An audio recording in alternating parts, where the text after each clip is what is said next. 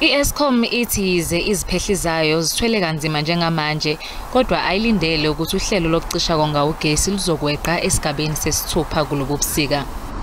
Our role as the system operator is to ensure that the grid remains stable. Load shedding is that tool that helps us to manage the balance between the supply and the demand. So as things stand, we are not anticipating any stages higher than stage 6. Ithi funa uqeda lolu hlelo lokonga ugesi maduze nje ngendlela engafaki ingcindezi ekusebenzeni kwamaziko ayo.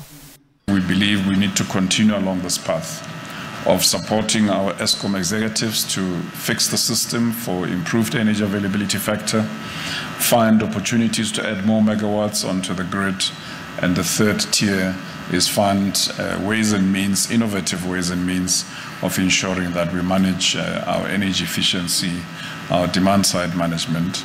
Khakha wezamabhizinisi uthi usuqhamuke namasu okonga amandla ogesi.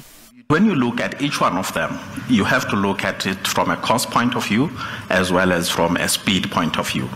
By all means, DSM is still the cheapest and the fastest. I-Eskom ithi selifika ngasemaphethelweni uhlelo lwayo lokuqasha esikhulu esiphezulu esisha.